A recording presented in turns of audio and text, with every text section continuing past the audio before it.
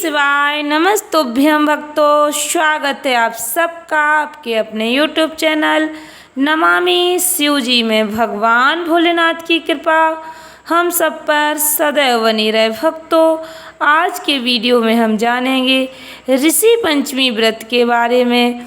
यह व्रत क्यों रखा जाता है, ऋषि पंचमी कब है, इस व्रत में हमें क्या खाना चाहिए, क्या नहीं खाना चाहिए।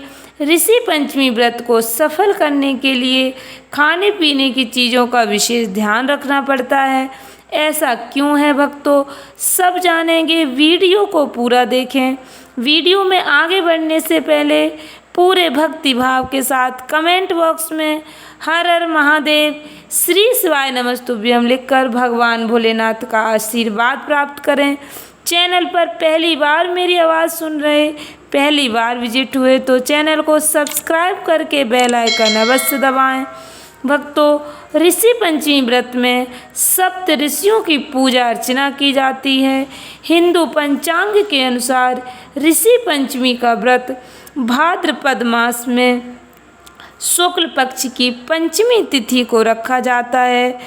पंचमी तिथि की शुरुआत 19 सितंबर 2023 को दोपहर 1:43 पर होगी और 20 सितंबर को दोपहर 2:11 पर समाप्त होगी। उदय तिथि के अनुसार इस साल ऋषि पंचमी 20 सितंबर 2023 को मनाई जाएगी। भक्तों, ऋषि पंचमी का व्रत सभी के लिए फलदायी होता है। यह व्रत सभी पापों का नाश करने वाला होता है तथा दोषों से मुक्त करने के लिए इस व्रत का पालन किया जाता है। ये व्रत महिलाओं द्वारा रखा जाता है। अपने पूर्वजों को उनके पापों से मुक्त कराने के लिए इस व्रत को महिलाएं जोड़ी से भी रख सकती हैं, यानी पति पत्नी मिलकर इस व्रत को धारण करें और इसका पुण्य अपने पूर्वजों को समर्पित करें। इससे उन्हें भी उनके द्वारा किए गए पापों से मुक्ति मिल जाती है। भक्तों, ऋषि पंचमी की कथा में इस बात का स्पष्ट वर्णन मिलता है।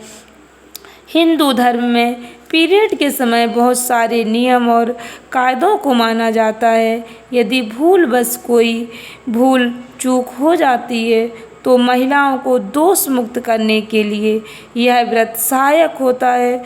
दोषों से मुक्ति पाने के लिए ही महिलाएं इस व्रत को धारण करती हैं।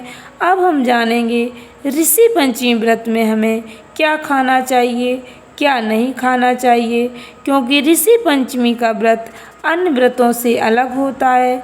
इसके खान पान का विशेष ध्यान रखा जाता है। भक्तों, यदि आपने भी ऋषि पंचमी का व्रत रखा है तो यह अवश्य जान लें वो कौन कौन सी चीज़ें हैं जिन्हें भूलकर भी इस व्रत में नहीं खाना चाहिए, वरना आपका व्रत खंडित हो सकता है। साथ ही यह भी जानेंगे वो कौन सी चीज़ें हैं जिन्हें इस व्रत में आप खा सकते हैं, जिससे व्रत रखने में आपको कोई परेशानी ना हो। इस व्रत में केवल एक बार ही फलाहार किया जाता है। इस व्रत में अनाज का सेवन करना वर्जित होता है। भक्तों, ऐसी कोई भी वस्तु नहीं खानी चाहिए जो खेतों में उगती हो, जिसमें हल लगता हो, अर्थात हल से जुती हुई कोई भी वस्तु, फल आदि नहीं खाए जाते हैं। इस व्रत में गाय का दूध, घी आदि का सेवन नहीं करना चाहिए।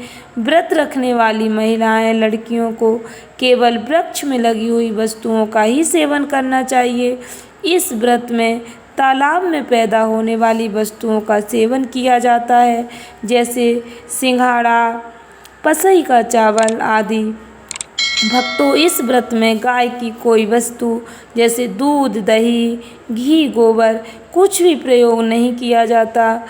ऋषि पंचमी के व्रत में केवल भैंस के दूध, दही, घी का प्रयोग किया जाता है। इसके अलावा इस व्रत में नमक का सेवन नहीं करना चाहिए। यदि किसी को बीपी की प्रॉब्लम है तो वह सेंधे नमक का प्रयोग कर सकता है।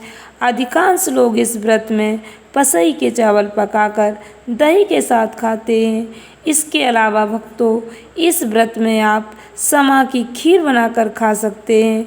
खीर में चीनी नहीं डालनी है, आप इसमें शहद डाल सकते हैं। इसके अलावा इस दिन आप सिंघाड़े के आटे की पूड़ियाँ या पराठा खा सकते हैं। इसके अलावा आप ड्राई फ्रूट भी खा सकते हैं, किशमिश, मखाने आदि का सेवन कर सकते हैं। इसके साथ ही भक्तों, इस व्रत में आप फलों का सेवन भी कर सकते हैं, किंतु फलों का सेवन करते समय ध्यान रखना है ये फल खेत में ना उगे हों। यदि खेत में उगे हुए फल हैं तो उन्हें नहीं खाना चाहिए। कई लोग इस व्रत में केले का सेवन कर लेते हैं, जब कल केले का उत्पादन भी खेत में किया जाने लगा है, इसलिए इस व्रत में केला ना खाएं। आप सिर्फ सेब और अनार ही खा सकते हैं। इसके अलावा आप भैंस का दूध, दही, खोया, मट्ठा, छाछ खा सकते हैं। भक्तों, ये कुछ चीज़ें थी जिन्हें आप इस व्रत में खा सकते हैं, किंतु आप जानते हैं उन वस्तुओं के बारे में जिन्हें आपको इस व्रत में भूल कर भी नहीं खाना चाहिए। इस व्रत में आपको किसी भी अनाज का सेवन नहीं करना चाहिए, ना ही सफ़ेद नमक का प्रयोग करें, ना ही सरसों के तेल का उपयोग करें, ना ही इस व्रत में मैदा सूजी से बना भोजन खाएं। भक्तों, ध्यान रखें, व्रत वाले दिन घर का कोई भी सदस्य तामसिक भोजन ना करे। श्रद्धापूर्वक सप्तऋषियों की पूजा अर्चना करने से हमसे भूलवश भी कोई गलती होती है, अशुद्धि में हमारे द्वारा कोई कार्य हो जाता है, उन सब दोषों से मुक्ति मिल जाती है। भक्तों, वीडियो अच्छी लगी हो, उपयोगी लगी हो तो लाइक करके अधिक से अधिक भक्तों को शेयर करें।